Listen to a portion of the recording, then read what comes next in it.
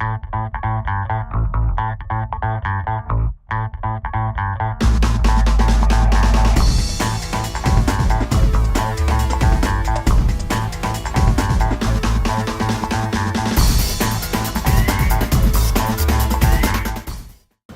back to Granbury TV, everybody. I'm here with Brian Fine, our Fire Marshal, for our weekly Fire Marshal report. How are you doing? Doing great. Doing good. How has everything been?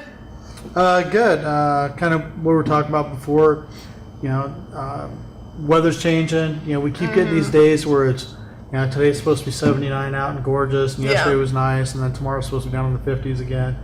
And what's happening is we're starting to get the winds kicking up and some different things happening to where today's actually a high fire danger day, and they're recommending nobody doing controlled burns and all that stuff. So we're letting everybody know, no burning today. It's been good, and as long as we can keep people doing the recognizing that fact that there's higher danger days and not burning on those days, and we can pretty much keep out of a burn ban a little bit longer. So if everybody cooperates, we can work around it. So cool. So we're just in a high fire danger then, and it's just because everything's dry. Yeah, it's humidity's down today. Winds are supposed to pick up this afternoon, so that's really pretty much it. It's not that we're not going to see 100-degree temperatures or anything like that. Just conditions are right. Okay. So you guys haven't had any big things go on in the past week or so or anything like that? We've been good. That's good though. Yeah, we've been another one of those weeks. Yeah, it's and this is that time of year to where it's going to literally be all or nothing. The weather pattern's good to where we're not getting the structure fires from heaters and issues like that. And then we're kind of in that limbo zone as far as the wildfires. Yeah. To where if we get many more days like today, then our risk is going to go up. But just about the time it starts getting bad or conditions start getting bad, we get a day of rain. So far so good, and we'll keep our fingers crossed and see what happens. And come summertime, we'll see what's going on then. Yeah, summertime, that's a whole nother story. So then you have some end of year totals for us. We always do kind of summarize the year for everybody and go through and summarize it for the fire departments. And there's some interesting things that I wanted to bring in here because to kind of give people an idea how bad last year was, not only with fires but with droughts and all that stuff. Last year, Hood County got about 19 inches of rain. Now, we normally get over 30 inches. Wow. So that right there lets you know, we're 10, 12 inches below the normal rainfall amount. And everybody sees, they see the lake, beaches showing up that weren't there before and stuff like that. But that kind of gives you an idea. Here's the other number that kind of amazed me when I was pulling it up. We were in a burn ban for 210 days last year. Right. So that, that's 2/3 of the year we were under a burn ban. So that's how bad conditions were out there. It started early and it lasted a long time. We were pretty much in a burn ban from I believe it was about March all the way through October. Wow. So conditions were that bad. So that was another one of the things that kind of amazed me when I pulled up that number, how many days we're actually in the burn ban. Some of the other things, just to kind of give everybody an idea what's been going on. For the fire departments, they ran just under 4,000 calls last year for all the departments total. And that was up about 400 plus from the year before. And I think a lot of that was due to the heat and the fires. We didn't have any major fires, but we had a lot of small fires. Right. So I think that was a big part of it. Let's see, we ran, missing persons was down actually. We ran 10 in 2010 and 6 in 2009. We only ran 3 in 2011, which I think says a lot for some of the programs we got going out there. I know the sheriff department is really promoting the Alzheimer's program and getting the information out there for that. So I think that's good and really helps out on that. 708 fires, 235 traffic accidents with injuries.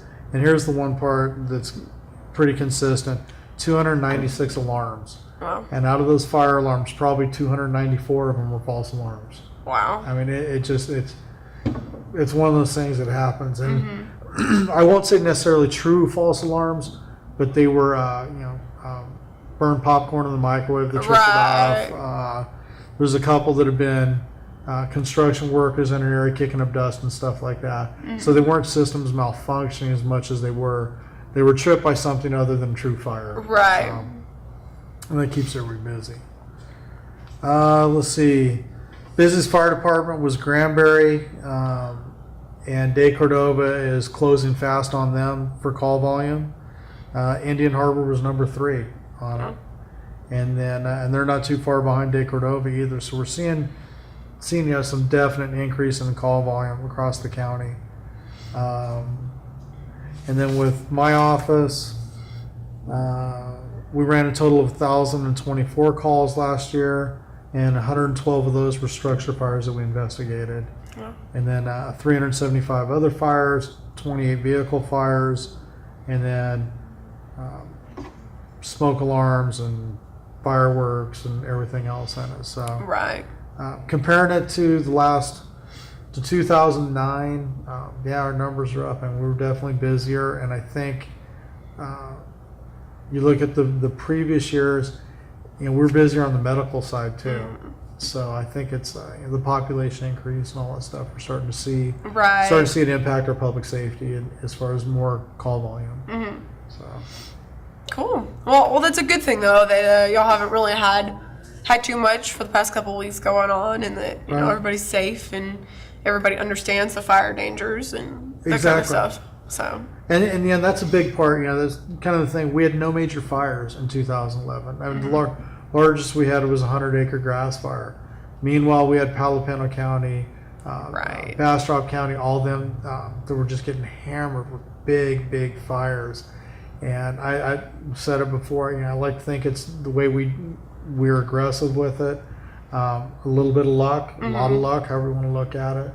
I think it just all kind of comes together. And this past year, we had no major disasters either. We had, the previous years, we've had the pipeline explosion, we've had floods, we've had some big fires. In 2011, we got through pretty amazingly well, considering the conditions and the drought we had. So I guess that was our disaster for the year, was the drought. So we'll hope we can keep it to that and go from there. So you think for 2012, you think we're gonna be kind of the same and have that drought just continue and hopefully not have big fires like that or anything, you think?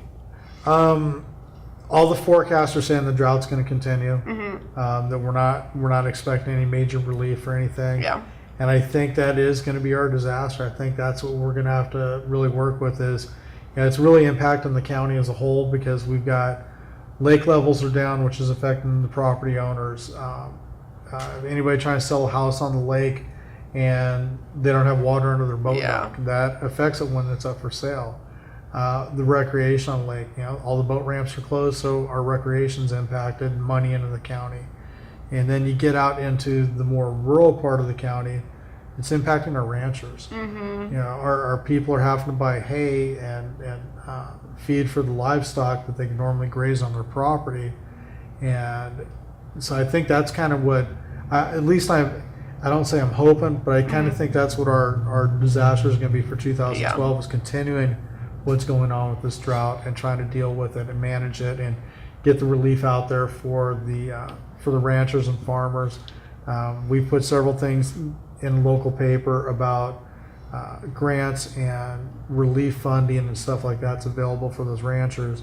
So if anybody's got any questions, call me. We can get them linked up to try to get them into those type of programs. So hopefully that'll be it, and we won't have any major fires as a result of the drought. Right. So. Well, you have anything else for us?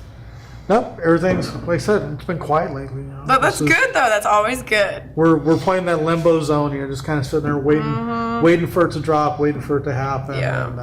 And we're ready for it. And it's good. It gives us a chance to kind of go through and take inventory of things and just kind of get things set up so we're ready to go. Yeah. Awesome.